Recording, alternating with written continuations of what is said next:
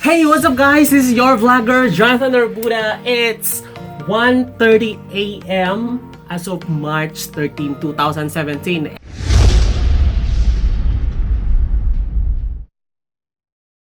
Itong episode na to, first time ko itong gagawin kasi it's weekends, mayroon akong trabaho. Hindi ko na-edit yung mga pending kong mga pinangako sa inyo. But of course, today, it's the first episode ever sa channel, sa YouTube channel ko magkaroon ng Q&A!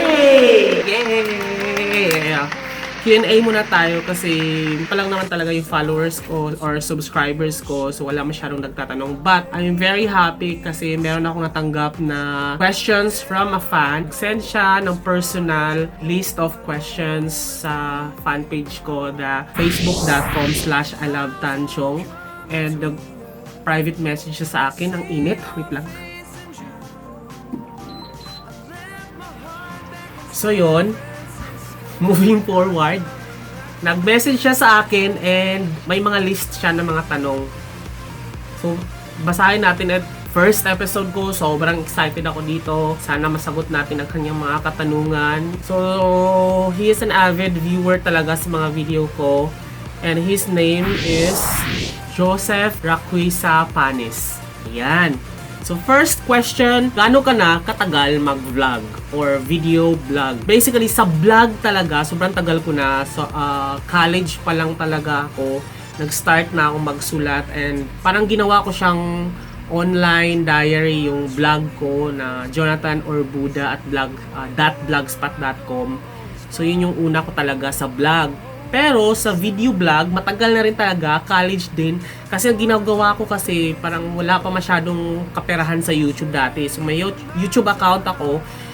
Lahat ng mga videos ko dati, parang tinatambak ko lang siya kasi wala akong pambili dati ng USB na pwedeng pag-save ng mga videos ko. So ang ginawa ko, pagka-record ko sa cellphone ko na N70 dati, tinatambak ko na siya agad sa YouTube without any editing, raw file lang siya, walang magandang title, walang description.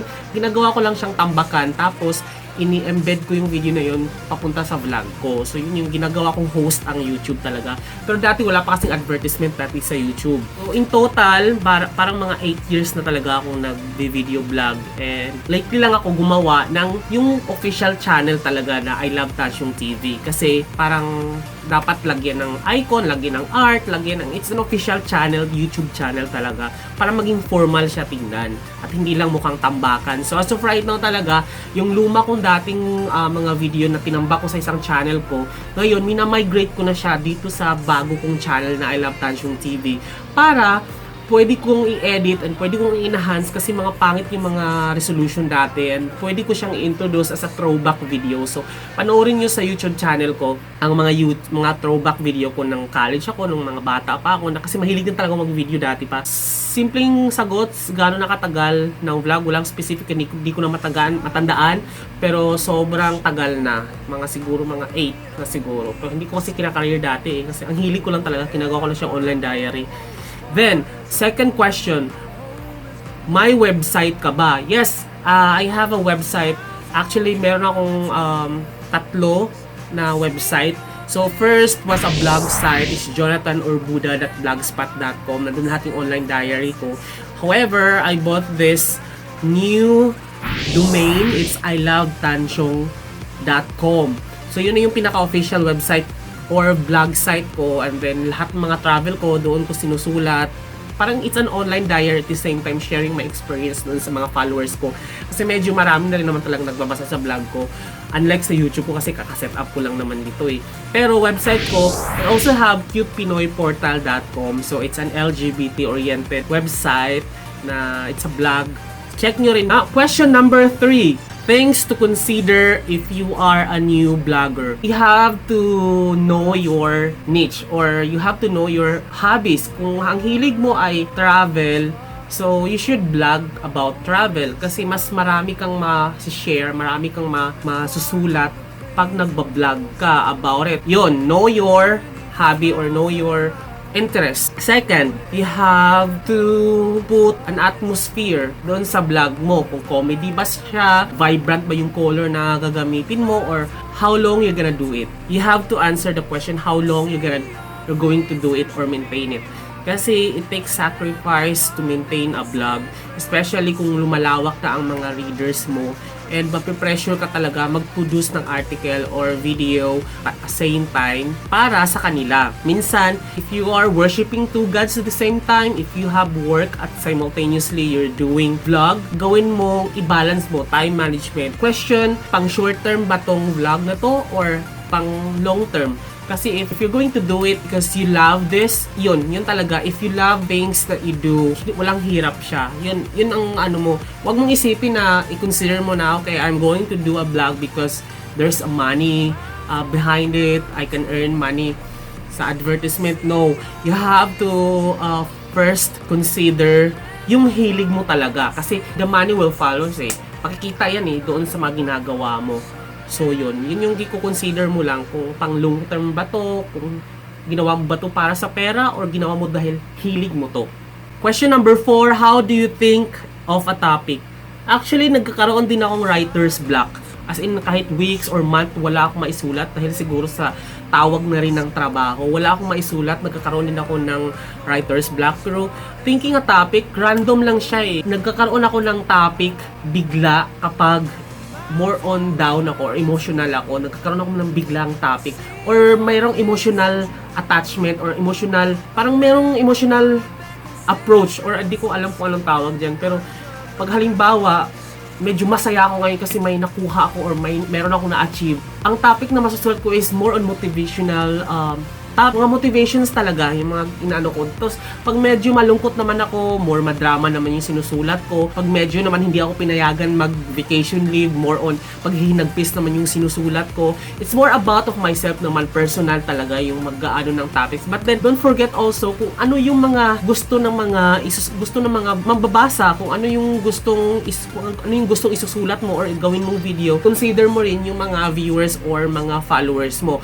Kasi minsan, sila din yung nagbibigay ng mga idea. And then third, wag mo ring limitahan yung sarili mo inside the box. Minsan lumabas ka or minsan pag naglakad ka sa daan, merong nangyari and then write about it. Write as many as you can. Kasi nga, and also you have to take advantage of yung gana, di ba? Kasi kung ganado ka magsulat, take advantage of it kasi pag ay ganado ako magsulat, meron akong idea, pero puro isip lang, hindi mo siya sinusulat, hindi mo siya kinonvert into words. So, ang mangyayari nyo, sige, magpapahinga mo na ako. So, mamaya, wala na yung gana mo, wala na yung idea mo. So, take advantage dun sa gana or parang ang tawag dun, hit the fire while it's burning. Parang gano'n. Merong ganong statement, parang take advantage of it. Topic, yun, gano'n ako mag-isip ng topic. Or minsan, adaptation din. Titingin ka sa mga ibang sulat or ibang vlogs or ibang blog. Makakuha ka rin ng idea. Though, don't plagiarize it, but adaptation will do. 2. Do you have a page or channel admin?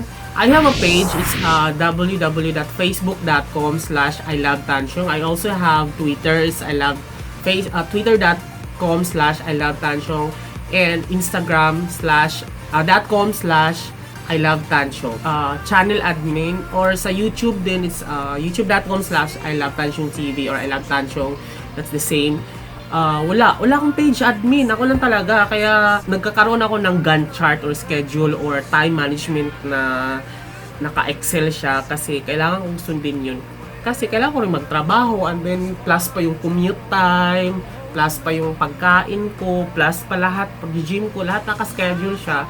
So, lahat pag na-reply ko sa Twitter, sa Facebook, so yun, naka-schedule lahat yun. Wala akong admin na inano kasi hindi naman sa wala akong tiwala, pero iba kasi yung personal talaga yung nakipag-interact sa mga, yan, tulad ng ginagawa ko, sumagot ako sa tanong mo. Question number 6, how long did you achieve 100 followers of subscribers? Siguro, matagal-tagal din, kasi especially hindi ka naman kilala eh. Pero kung active ka sa social media, that helps a lot. Kasi nga, if you're going to participate some discussion using hashtags, it will helps your channel or account or any social media pages na meron ka para dumami. Pero achieving 100 followers, hindi masyadong mahirap magkaroon ng 100 followers. Pero kung 1,000 na ang pag-uusapan, medyo mahirap siya. Pero gawin mo lang kung ano yung hilig mo. Huwag kang masyadong mag-focus dun sa numbers ng followers mo. Kasi kung makikita nila na okay itong i-follow yung channel mo or vlog mo, hindi mo na kailangan silang sabihan na, uy, follow mo. Talagang i-follow nila automatically talaga. 100, so how long?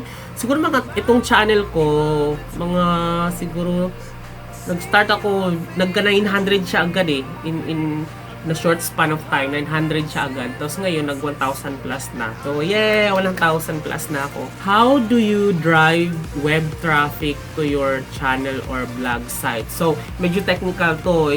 You're gonna use SEO or Search Engine Optimizer using viral trending keywords na pinag-uusapan online. So, yun yung mga gagamitin mo and i-associates mo siya doon sa blog post and vlog sa YouTube mo. How do you monetize or earn from vlogging? Nagkaroon na ako ng AdSense. So, we have 3 components kasi sa monetization sa sarili kong vlog, which is ilovetansyong.com. First is the AdSense or Google AdSense. Second is Nufnang. Yan, member din ako ng Nufnang. And third is direct advertisement sa mga advertiser. So, yung pinaka-last na nag-advertise sa akin is it's an online shop or it's an online shops. Yung nag-advertise sa akin both vlog and blog. And then sa YouTube channel naman, yun, hawak lang naman talaga siya ng Google AdSense. So yun yung nagmo-monetize, nagkaroon ako ng pera because of Google AdSense. At malakas magpasahod whenever you are producing quality contents. Is it important to have a blog site or website if you do vlogging? Yes, it plays a huge role on getting viewers kasi especially bago lang ako sa vlog sa platforms ng YouTube na nagvo-vlog or nagko-content creation ako or naging content creator ako. Bago lang ako dito sa YouTube talaga na kina-career ko siya. Pero nag-start ako as a sa vlogger. Malaking tulong talaga siya kasi ini-embed ko yung video ko at pinopost ko sa vlog ko. Kasi ang vlog ko, maraming readers. So without knowing na meron pala akong sa YouTube channel. So whenever that I embedded a YouTube video sa vlog ko, nagkakaroon sila ng idea, okay, nagvo-vlog na rin pala siya aside from vlog. So yun yung advantage at malaking tulong talaga siya. Kasi sa YouTube, hindi ka, though, naka-index siya sa Google, mas iba pa rin kapag sa vlog kasi you can wave your own words doon sa vlog to boost your viewers sa YouTube. So, question number 10, do you track where your viewers came from? I track mine and I have readers sa ibang bansa. So, yeah, ako ginagamit ko Google Analytics. Yan, Google. Basta, Google. Mga tools din ng Google. At saka mismo sa YouTube, makikita mo naman kung ano yung demographics, viewers. Kung saang demographics belong ang mga readers mo eh. And that is also big help for you to know kung anong content ang gagawin mo moving forward. Pero ako kasi mas maraming Philippines and then US, then saka na yung mga Arab countries, yan, nakikita ko sa demographics ko. Konti pa lang naman yung mga viewers ko eh, pero yun lang, nakikita ko naman. And question number 11, did someone invite you to be a speaker to a seminar? Seminar-wise, wala pa talaga. Pero napasok ako sa isang publication sa University of Rizal System Binangonan campus during my college because of blog. And yun, kasi nakikilala nila ako kasi every time na nag-google sila using the university's keyword, ako yung unang lumalabas. So yun, in-invite nila ako in-invite nila ako na maging part of the publication. Pero seminar, wala pa masyado. Though, nagtuturo ako pag may mga kaibigan na gusto natutong mag-vlog or vlog, tinuturuan ko sila personally. Number 12, in your own opinion, what is a powerful content? Oh my God. Powerful content when you are able to touch reader's heart. Yun yung pinaka-powerful content talaga. Kung ano man yung emosyon ang ilalagay mo sa content mo, both vlog and vlog, Kung ano yung emotion na ilalagay mo, it will automatically captures readers or viewers attention. And then, napaka-influential kapag na-penetrate mo yung puso nila at interest nila. Kasi sa sobrang daming vloggers, bloggers, writers online, kanya-kanyang paraan na yan to get attention sa mga netizens. Merong patawa, palungkot, motivational, iba-iba. Pero a powerful content when you're able to influence, when you're able to penetrate your readers or viewers' heart. Do you do backlinking? Yeah.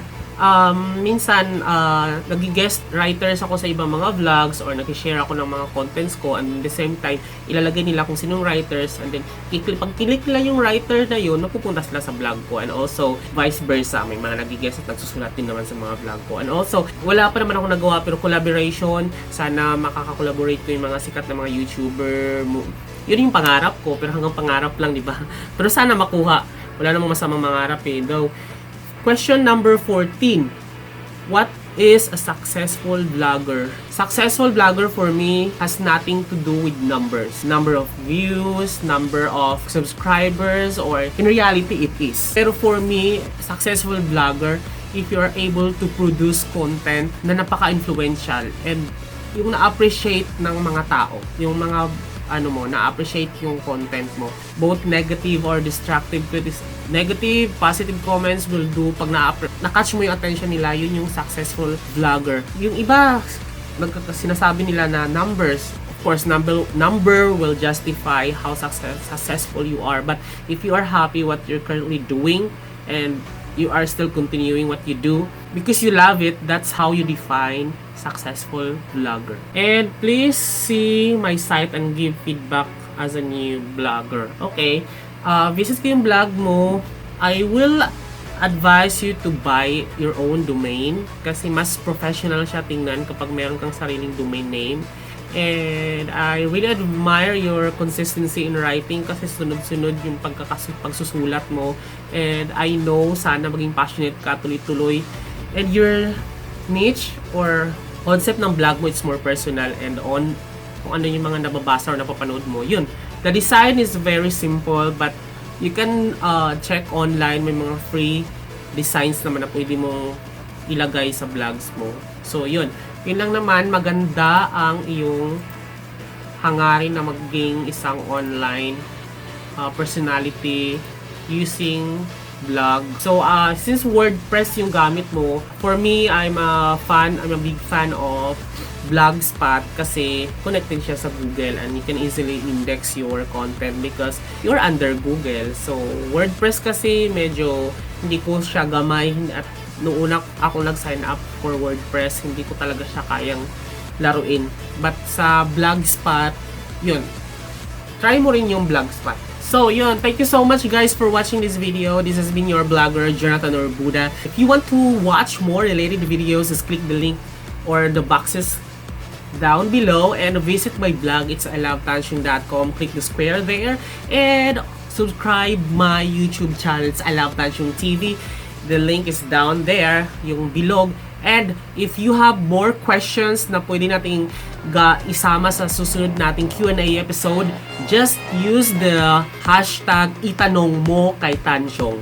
So, itanong mo kay Tansyong and pipili ako ng mga questions na pwede nating gawin. So, sana mag-join kayo. Thank you so much. This has been your vlogger, Jonathan Orbuda. Thank you so much. Bye-bye.